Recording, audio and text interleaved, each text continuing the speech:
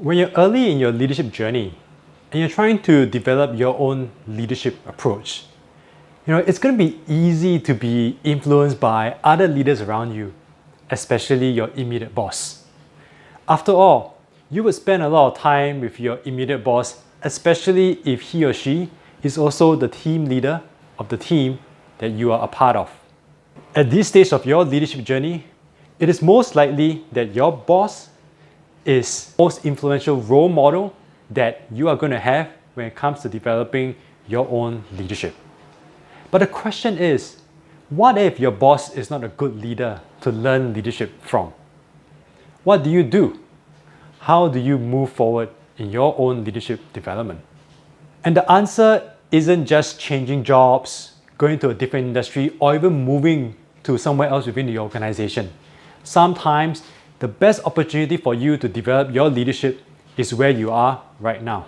So what are you going to do when you have a boss who is not an excellent leader that you really want to learn from?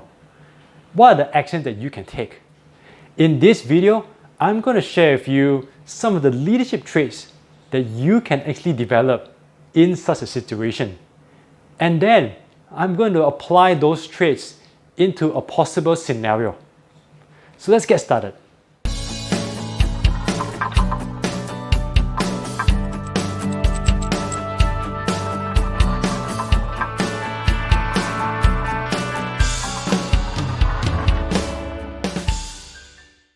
The leadership traits that I'm going to be mentioning in this video are based off my research, the 30 principles of first-time leadership. There's a link in the description below if you want to get your hands on it. So the first step that we need to understand, especially for you, is to really get an idea of what leadership is. And to give you a sense of what leadership is, instead of just telling you what it is, I'm going to give you a really quick history lesson. And this is where we need to go back to the middle of the 20th century, and there's a guy called W. Edwards Deming. He was a management guru, a management expert, and his focus when it came to management was that many functions in an organization could be controlled for quality. From that time onwards, it became very common for employees to be known as resources, and that's where human resources, that phrase, came from. You see, to be called a resource implies that you can be easily controlled, and management has a very strong focus on controlling resources. However, as we move towards the late 20th century, things began to change. Employees no longer wanted to be known as resources. They began to reassert themselves as people.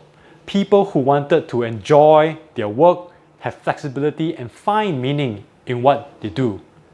And that's when the world of management began to shake, because while you can control resources, it's a lot harder to control people. And don't get me wrong in the direction that I'm going, because management skills are still important in achieving results, and even leaders today need to be good managers. But the point that I'm trying to get is that while you can achieve results by managing people, you can get more out of people when you lead them. And that's where leadership started to become a lot more important in the later part of the 20th century, and leadership requires influence. And so the answer to what is leadership is that leadership is about bringing others to their success through your words, actions, and decisions. It's no longer enough to just manage resources to help people to be successful. You got to lead them and influence them towards the success. Getting to the destination is important, but how you do it is even more so. And so the very first lesson that you can pick up from your boss, whether they are a good leader or not, is to observe their words, actions, and decisions. Are they managing people around them like their resources, or are they leading people towards success? That is a question I leave with you to ponder. For many of us, myself included, when we're trying to figure out our own leadership, we tend to look at others for inspiration.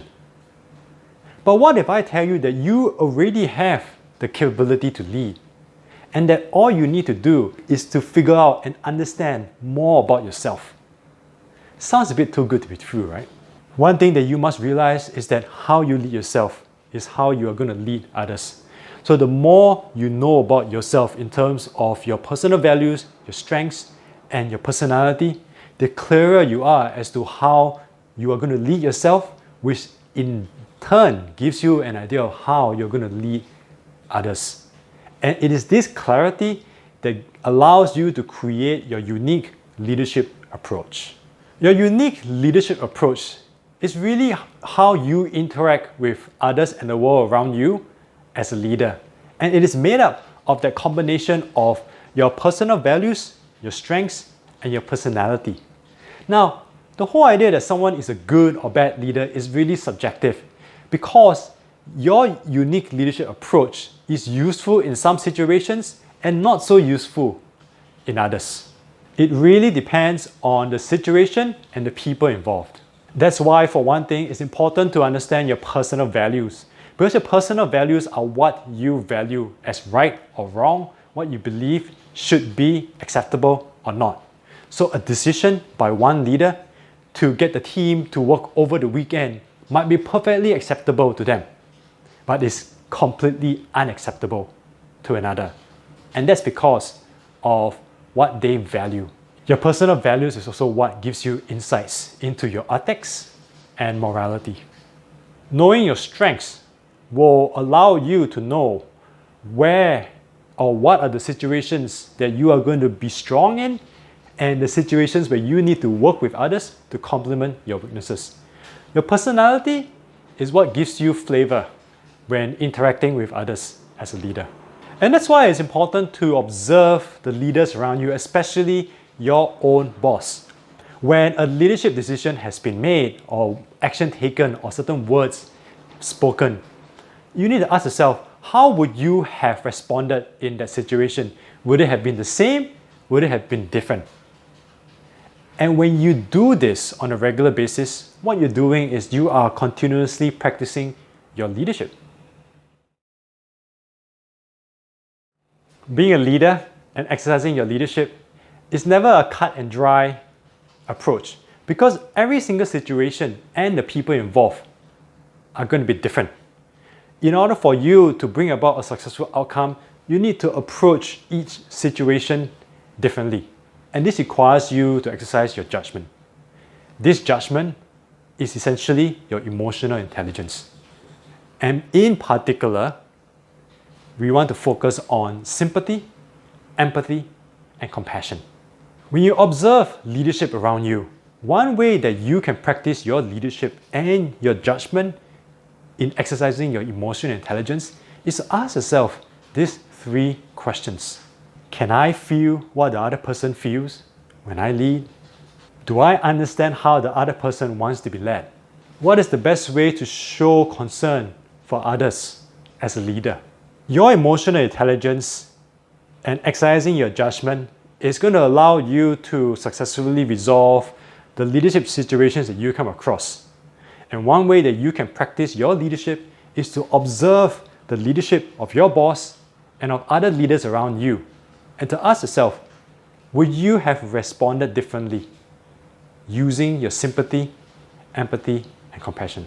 If you enjoyed this video so far, really appreciate if you give me the thumbs up. It helps me out with the YouTube algorithm. And if you have yet to subscribe to First Time Leadership, do click on the subscribe button to be notified of when new videos come out to help you with your leadership journey. And lastly, if you have any comments about what I've shared in this video, do share a comment below.